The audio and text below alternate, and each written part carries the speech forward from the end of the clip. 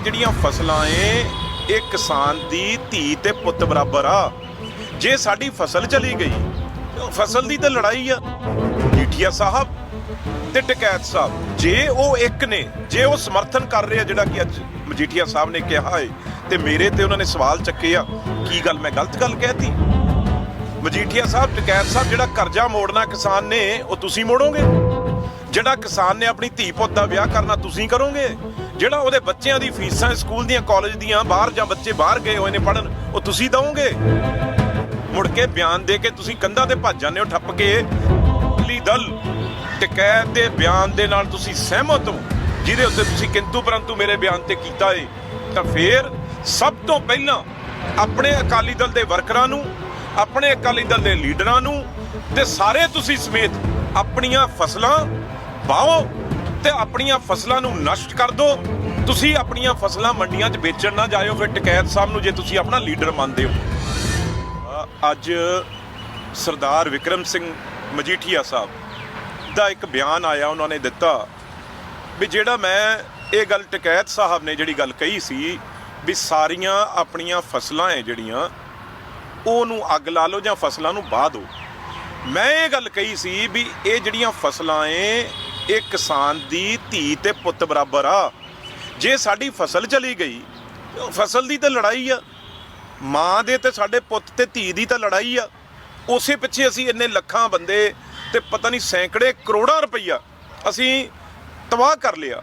ਤੇ ਅੱਜ ਸਰਕਾਰ ਸੈਂਟਰ ਤਾਂ ਚਾਹੁੰਦੀ ਆ, FCI ਤਾਂ ਚਾਹੁੰਦੀ ਆ ਵੀ ਪੰਜਾਬ ਤੇ ਹਰਿਆਣਾ ਫਸਲ ਦੀ ਚੱਕਣੋਂ ਤਾਂ ਉਹਨਾਂ ਨੂੰ ਤਕਲੀਫ ਆ, ਫਸਲ ਹੀ ਤਾਂ ਉਹ ਚੱਕਣੀ ਨਹੀਂ ਚਾਹੁੰਦੇ। ਤੇ ਤੁਸੀਂ ਉਹਨਾਂ ਦਾ ਕੰਮ ਸੌਖਾ ਕਰ ਰਹੇ ਆ। ਰਲਿਆ ਕੌਣ ਹੋਇਆ ਸੈਂਟਰ ਦੇ ਨਾਲ, ਸਰਕਾਰ ਦੇ ਨਾਲ ਕੌਣ ਰਲਿਆ ਹੋਇਆ? ਇਹਦੇ ਮਤਲਬ ਮਜੀਠੀਆ ਸਾਹਿਬ ਤੇ ਟਕੈਤ ਸਾਹਿਬ ਜੇ ਉਹ ਇੱਕ ਨੇ, ਜੇ ਉਹ ਸਮਰਥਨ ਕਰ ਰਹੇ ਆ ਜਿਹੜਾ ਕਿ ਅੱਜ ਮਜੀਠੀਆ ਸਾਹਿਬ ਨੇ ਕਿਹਾ ਏ, ਤੇ ਮੇਰੇ ਤੇ ਉਹਨਾਂ ਨੇ ਸਵਾਲ ਚੱਕੇ ਆ, ਕੀ ਗੱਲ ਮੈਂ ਗਲਤ ਗੱਲ ਕਹਿਤੀ? ਮੈਂ ਕੋਈ ਬਹੁਤ ਜਿਹੜੀ ਆ ਉਹ ਮਾੜੀ ਗੱਲ ਕਹੀ ਆ ਵੀ ਕਿਸਾਨ ਆਪਣੀ ਫਸਲ ਆ ਜਿਹੜੀ ਉਹਨੂੰ ਉਜਾੜ ਦੇ ਤੇ ਫਸਲ ਨੂੰ ਵਾਹ ਦੇ? ਮਜੀਠੀਆ ਸਾਹਿਬ, ਟਕੈਤ ਸਾਹਿਬ, ਜਿਹੜਾ ਕਰਜ਼ਾ ਮੋੜਨਾ ਕਿਸਾਨ ਨੇ ਉਹ ਤੁਸੀਂ ਮੋੜੋਗੇ? ਜਿਹੜਾ ਕਿਸਾਨ ਨੇ ਆਪਣੀ ਧੀ ਪੁੱਤ ਦਾ ਵਿਆਹ ਕਰਨਾ ਤੁਸੀਂ ਕਰੋਗੇ? ਜਿਹੜਾ ਉਹਦੇ ਬੱਚਿਆਂ ਦੀ ਫੀਸਾਂ ਸਕੂਲ ਦੀਆਂ ਕਾਲਜ ਦੀਆਂ ਬਾਹਰ ਜਾਂ ਬੱਚੇ ਬਾਹਰ ਗਏ ਹੋਏ ਨੇ ਪੜ੍ਹਨ ਉਹ ਤੁਸੀਂ ਦਵੋਗੇ?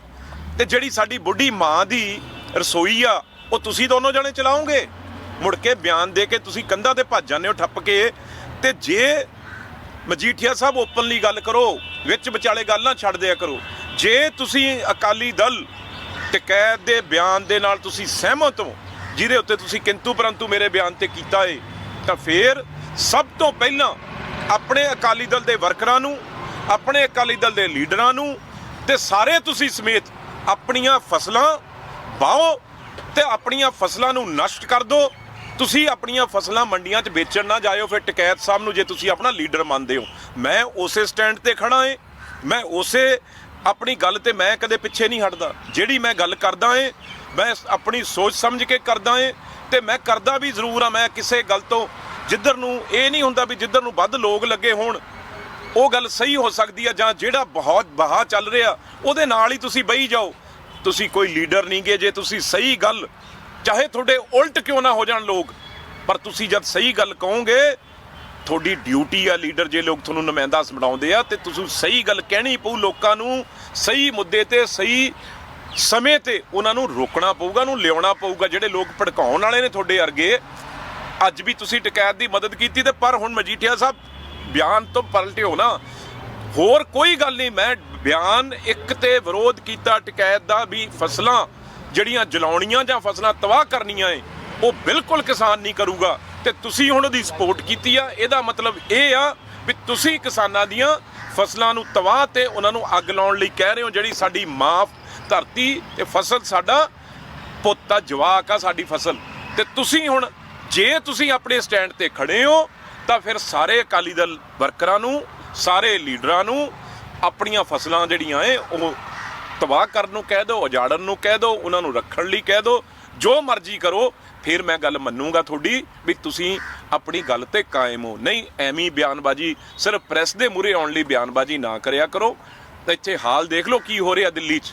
ਅਸੀਂ ਆ ਬੈਠੇ ਹਾਂ ਦਿੱਲੀ 'ਚ, ਇੱਥੇ ਗੁਰਦੁਆਰਾ ਪ੍ਰਬੰਧਕ ਕਮੇਟੀ ਦੀਆਂ ਇਲੈਕਸ਼ਨਾਂ ਹੋ ਰਹੀਆਂ। ਕੋਈ ਵੀ ਅਕਾਲੀ ਦਲ ਬਾਦਲ ਦੇ ਨਾਂ ਤੇ ਇਲੈਕਸ਼ਨ ਲੜਨ ਨੂੰ ਤਿਆਰ ਨਹੀਂ।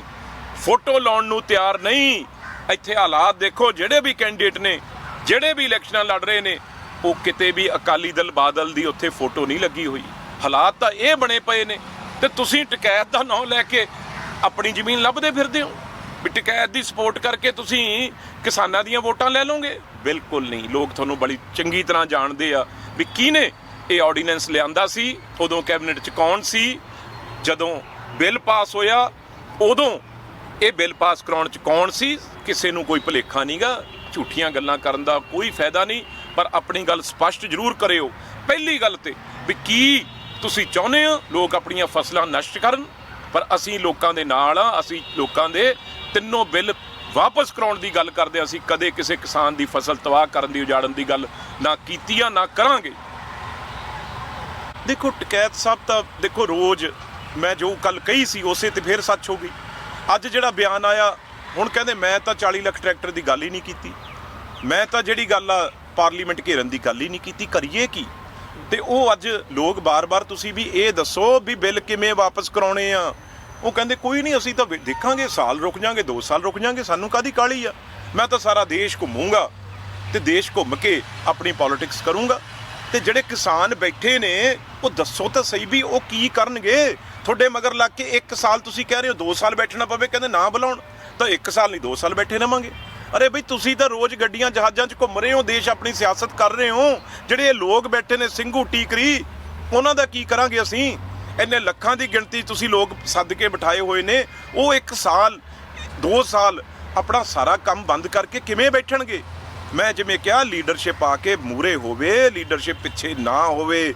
ਲੀਡਰਸ਼ਿਪ ਮੂਹਰੇ ਆ ਕੇ ਅੰਨਾ ਹਜ਼ਾਰੇ ਵਾਂਗੂ ਬਿੱਲ ਵੀ ਮਨਾ ਕੇ ਜਾਵੇ, ਬਿੱਲਾਂ ਨੂੰ ਰਿਪੀਲ ਵੀ ਕਰਾ ਕੇ ਜਾਵੇ ਤੇ ਸਰਕਾਰ ਨੂੰ ਪਿੱਛੇ ਵੀ ਹਟਾ ਕੇ ਜਾਵੇ। ਇਹ ਲੀਡਰਸ਼ਿਪ ਹੁੰਦੀ ਆ। ਤੇ ਕੱਲ ਮੈਂ ਹੁਣ ਇਦੋਂ ਵੱਧ ਕੁਝ ਕਹਿਣਾ ਨਹੀਂ, ਨਾਂ ਨਹੀਂ ਲੈਣਾ, ਫਿਰ ਗੱਲ ਹੋਰ ਹੋ ਜਾਂਦੀ ਆ। ਜੋ ਨਵਰੀਤ ਦੇ ਦਾਦਾ ਜੀ ਨੇ ਜੋ ਮੰਚ ਤੋਂ ਕਿਹਾ ਏ, ਉਹ ਤੁਸੀਂ ਸਾਰਿਆਂ ਨੇ ਸੁਣਿਆ ਹੀ ਆ। ਉਹਦੇ ਵਿੱਚ ਸਾਰਾ ਕੁਝ ਹੀ ਨਿਚੋੜ ਆ ਜਿਹੜਾ ਉਹ ਆ ਜਾਂਦਾ ਏ। ਲੇਕਿਨ ਸਰ ਵਿਕਰਮਜੀਤ ਸਿੰਘ ਮਜੀਠੀਆ ਮੈਨੂੰ ਲੱਗਦਾ ਕੋਈ ਗੱਲ ਜਿਹੜੀ ਆ ਉਹ ਭੁੱਲ ਚੁੱਕੇ ਨੇ, ਆਪਣੇ ਹਾਲਾਤ ਭੁੱਲ ਚੁੱਕੇ ਨੇ ਵੀ ਕਿਸ ਤਰੀਕੇ ਨਾਲ ਟੋਟਲ ਜਿਹੜਾ ਇਹ ਲੌਲੈਂਡਸ ਇਹ ਕਿਹਨੇ ਲਿਆਂਦਾ ਸੀ। ਇਹ ਗੱਲ ਕਰਨੀ ਬੜੀ ਸੌਖੀ ਹੁੰਦੀ ਆ। ਇਹ ਟੋਟਲ ਮਾਫੀਆ ਰਾਜ ਕਿਹਨੇ ਲੈ ਕੇ ਆਂਦਾ ਏ। ਇਹ ਟੋਟਲ ਚਿੱਟੇ ਦਾ, ਜਿਹਨੂੰ ਚਿੱਟੇ ਦਾ ਕਿਹਾ ਜਾਂਦਾ, ਉੜਤਾ ਪੰਜਾਬ ਕਹਿੰਦੇ ਸੀ, ਉਹ ਕਿਹਨੇ ਬਣਾਇਆ ਏ। ਇਸ ਕਰਕੇ ਇਹਨਾਂ ਦੇ ਮੂੰਹ ਤੋਂ ਇਹ ਗੱਲਾਂ ਸ਼ੋਭਾ ਨਹੀਂ ਦਿੰਦੀਆਂ, ਚੰਗੀਆਂ ਨਹੀਂ ਲੱਗਦੀਆਂ। ਹਾਂ, ਜਿੱਥੇ ਤੱਕ ਸਾਡੀ ਸਰਕਾਰ ਦੀ ਗੱਲ ਆ, ਬਿਲਕੁਲ ਬਹੁਤ ਭਾਰੀ ਉਹ ਪੁਲਿਸ ਆ ਜਿਹੜੀ ਉਹ ਬਹੁਤ ਕੰਮ ਵਧੀਆ ਕਰ ਰਹੀ ਆ ਤੇ ਹੋਰ ਮਜ਼ਬੂਤੀ ਨਾਲ, ਕਿਉਂਕਿ ਜਦੋਂ ਵੀ ਕੋਈ ਵੀ ਹਾਲਾਤ ਜਿਹੜੇ ਆ ਦੁਸ਼ਮਣ ਦੇਸ਼ ਨਾਲ ਜਦੋਂ ਸਾਡਾ ਬਾਰਡਰ ਲੱਗਦਾ ਏ, ਉਹ ਹਮੇਸ਼ਾ ਇਹੋ ਜਿਹੀਆਂ ਸ਼ਰਾਰਤਾਂ ਕਰਦਾ ਰਹਿੰਦਾ ਏ, ਵੈਪਨ ਭੇਜਦਾ ਰਹਿੰਦਾ ਏ। ਸੀਐਮ ਸਾਹਿਬ ਨੇ ਆਪ ਕਿਹਾ ਲਗਾਤਾਰ ਡਰੋਨ ਆ ਰਹੇ ਨੇ, ਉਹਦੇ ਨਾਲ ਜਿਹੜਾ ਵੈਪਨ ਇੱਧਰ ਸਿੱਟਿਆ ਜਾ ਰਿਹਾ। ਇਹ ਬਹੁਤ ਵੱਡੀ ਕੋਸ਼ਿਸ਼ ਆ ਜਿਹੜੀ ਉਹ ਇਸ ਐਜੀਟੇਸ਼ਨ ਦੇ ਅੰਦਰ ਉਹ ਕੋਸ਼ਿਸ਼ ਕਰਨਾ ਚਾਹ ਰਹੇ ਆ, ਪਰ ਗਵਰਨਮੈਂਟ ਜਿਹੜੀ ਬੜੀ ਉਹਦੇ ਉੱਤੇ ਪੈਣੀ ਨਜ਼ਰ ਰੱਖੀ ਹੋਈ ਆ। ਪਰ ਹਜੇ ਵੀ ਜੇ ਕਮੀ ਆ ਉਹਨੂੰ ਸੁਧਾਰਨ ਦੀ ਲੋੜ ਆ। ਕਦੇ ਇਹ ਨਹੀਂ ਕਿਹਾ ਜਾ ਸਕਦਾ, ਕੋਈ ਵੀ ਗਵਰਨਮੈਂਟ ਇਹ ਨਹੀਂ ਕਹਿ ਸਕਦੀ ਵੀ 100% ਹਰ ਚੀਜ਼ ਠੀਕ ਆ। ਉਹ 'ਚ ਬਹੁਤ ਹਮੇਸ਼ਾ ਸੁਧਾਰ ਦੀ ਲੋੜ ਹੁੰਦੀ ਆ ਤੇ ਇਹ ਸਰਕਾਰ ਵੀ ਜਿਹੜਾ ਹੈ ਉਹ ਸੁਧਾਰ ਹੋਰ ਆਉਣ ਵਾਲੇ ਦਿਨਾਂ 'ਚ ਕਰੇਗੀ। ਪਰ ਮਜੀਠੀਆ ਜੀ ਦੀ ਸਲਾਹ ਦੀ ਮੈਂ ਸਮਝਦਾ ਬਿਲਕੁਲ ਲੋੜ ਨਹੀਂ।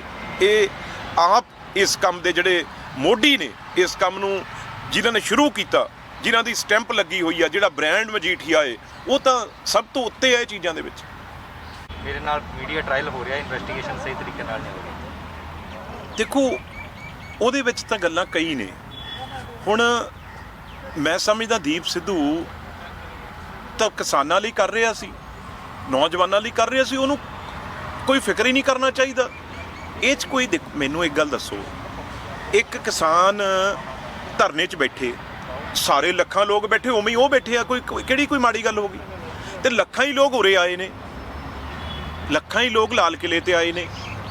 ਤੇ ਫਿਰ ਭਾਈ ਜੇ ਉਹਦੇ ਨਾਲ ਕੋਈ ਜਿਹੜਾ ਕਾਨੂੰਨ, ਉਹਦੇ ਲਈ ਕੋਈ ਵੱਖਰਾ ਕਾਨੂੰਨ ਤਾਂ ਹੈ ਨਹੀਂਗਾ। ਜੇ ਉਹਨੂੰ ਕੋਈ ਸਜ਼ਾ ਜਾਂ ਉਹਦੇ ਖਿਲਾਫ ਕੋਈ ਗੱਲ ਕਰਨੀ ਪਊ ਤਾਂ ਫਿਰ ਲੱਖਾਂ ਲੋਕਾਂ ਦੇ ਖਿਲਾਫ ਉਹੀ ਕਰਨੀ ਪਊ। ਇੱਕ ਅਲੱਗ ਕਾਨੂੰਨ ਜਿਹੜਾ ਸਾਡਾ ਸੰਵਿਧਾਨ, ਸਾਡਾ ਕਾਨੂੰਨ ਆ ਜਿਹੜਾ, ਉਹ ਸਭ ਲਈ ਇੱਕ ਆ। ਤੇ ਜਿੱਥੇ ਲੱਖਾਂ ਲੋਕ ਆਏ ਨੇ ਤੇ ਲੱਖਾਂ ਲੋਕ ਧਰਨੇ 'ਚ ਬੈਠੇ ਸੀ, ਲੱਖਾਂ ਹੀ ਲੋਕ ਉਰੇ ਆਏ ਨੇ, ਤੇ ਜੋ ਦੀਪ ਸਿੱਧੂ ਨਾਲ ਹੋਣਾ ਏ ਉਹ ਸਾਰਿਆਂ ਨਾਲ ਕਰਨਾ ਪੈਣਾ। ਇੱਕ ਅਲੱਗ ਤੁਸੀਂ ਕਿਸੇ ਲਈ ਇੱਕ ਅਲੱਗ ਕਾਨੂੰਨ ਥੋੜੀ ਬਣਾ ਸਕਦੇ ਹੋ ਕਿਸੇ ਲਈ। ਹਾਂ, ਜਾਂ ਤੁਸੀਂ ਦੱਸੋ ਵੀ ਭਾਈ ਉਹਨੇ ਕੋਈ ਪਿਸਤੌਲ ਕੱਢਿਆ, ਕਿਸੇ ਤੇ ਗੋਲੀ ਮਾਰੀ, ਕੋਈ ਹੋਰ ਗੱਲ ਕੀਤੀ। ਹੁਣ ਤਾਂ ਇਹ ਸਾਰੇ ਬੰਦੇ ਨੇ ਜਿਹੜੇ ਉਹ ਬਹੁਤ ਵੱਡੀ ਗਿਣਤੀ 'ਚ ਉਰੇ ਆਏ ਨੇ, ਤੇ ਇਸ ਕਰਕੇ ਇਹ ਕੋਰਟ ਨੂੰ ਵੀ ਕਾਨੂੰਨ ਨੂੰ ਵੀ ਦੇਖਣਾ ਪਊਗਾ ਵੀ ਉਹਦੇ ਵਿੱਚ ਇੱਕ ਬੰਦੇ ਨੂੰ ਆਇਡੈਂਟੀਫਾਈ ਕਰਕੇ ਤੁਸੀਂ ਅਲੱਗ ਥਲੱਗ ਨਹੀਂ ਕਰ ਸਕਦੇ। ਦੀਪ ਸਿੱਧੂ ਪਰਸਨਲ ਕੀ ਆ ਦਾ ਕਿਹਦੇ ਉਹਦੇ ਨਾਲ ਨਾਤੇ ਆ, ਉਹ ਵੈਰੀਫਿਕੇਸ਼ਨ ਜਾਂ ਇੰਟੈਰੋਗੇਸ਼ਨ 'ਚ ਕੀ ਨਿਕਲਦਾ ਉਹ ਅਲੱਗ ਗੱਲ ਆ। ਪਰ ਦੋ ਗੱਲਾਂ 'ਚ ਇੱਕ ਸਾਫ਼ ਹੋਣੀਆਂ ਚਾਹੀਦੀਆਂ ਵੀ ਜਿਹੜਾ ਧਰਨਾ ਹੈ ਉਹਦੇ ਵਿੱਚ ਲੱਖਾਂ ਲੋਕ ਬੈਠੇ ਆ, ਜਿਹਦੇ ਵਿੱਚ ਉਹ ਬੈਠਾ ਸੀ। ਉਦੋਂ ਬਾਅਦ ਲਾਲ ਕਿਲ੍ਹੇ ਤੇ ਆਏ ਨੇ, ਇੱਥੇ ਵੀ ਮੈਂ ਸਮਝਦਾ ਕਈ ਲੱਖਾਂ ਲੋਕ ਆ ਜਿਹੜਾ ਉਦੋਂ ਪੈਦਲ ਤੁਰ ਕੇ ਉਰੇ ਪਹੁੰਚ ਗਿਆ। ਉਹਦੇ ਵਿੱਚ ਕੋਈ ਜਿਹੜਾ ਇਹ ਗੈਰ ਕਾਨੂੰਨੀ ਕੋਈ ਗੱਲ ਬਣਦੀ ਨਹੀਂ। ਜਿਹੜਾ ਝੰਡਾ ਝਾੜਨ ਦੀ ਗੱਲ ਕਰਦੇ ਉਹ ਵੀ ਨਿਸ਼ਾਨ ਸਾਹਿਬ ਆ, ਉਹ ਵੀ ਝੰਡਾ ਜਿਹੜਾ ਇਹ ਕੋਈ ਗੈਰ ਕਾਨੂੰਨੀ ਨਹੀਂਗਾ। ਹਾਂ, ਜੇ ਕੋਈ ਉਹਦੇ 'ਚ ਇੰਟੈਰੋਗੇਸ਼ਨ 'ਚ ਗੱਲਾਂ ਹੋਰ ਨਿਕਲੀਆਂ ਵੀ ਉਹ ਭਾਈ ਕਿਹਦੇ ਇਸ਼ਾਰੇ ਤੇ ਕੰਮ ਕਰ ਰਿਹਾ ਸੀ, ਕਿਸੇ ਏਜੰਸੀ ਦੇ ਲਈ ਕੰਮ ਕਰ ਰਿਹਾ ਸੀ ਬਾਹਰਲੀਆਂ ਦੇ, ਕਿਸੇ ਖਾਲਿਸਤਾਨੀਆਂ ਲਈ ਕੰਮ ਕਰ ਰਿਹਾ ਸੀ, ਉਹ ਇੱਕ ਵੱਖਰੀ ਗੱਲ ਆ। ਉਹ ਜੇ ਸਾਹਮਣੇ ਲਿਆ ਕੇ ਆਏਗੀ ਪੁਲਿਸ ਜਾਂ ਜਿਹੜੀ ਵੀ ਇਨਵੈਸਟੀਗੇਸ਼ਨ ਏਜੰਸੀ NIA ਲੱਗੀ ਆ, ਉਹ ਫੇਰ ਗੱਲ ਕਰਾਂਗੇ। ਪਰ ਜਿਹੜੀ ਹਜੇ ਗੱਲ ਸਾਹਮਣੇ ਆਉਂਦੀ ਆ ਉਹ ਤਾਂ ਫਿਰ ਭਾਈ ਸਾਰਿਆਂ ਲਈ ਇੱਕੋ ਆ, ਤੇ ਉਹੀ ਉਹਦੇ ਨਾਲ ਹੋਏਗੀ ਜੋ ਬਾਕੀਆਂ ਨਾਲ ਹੋਏਗੀ।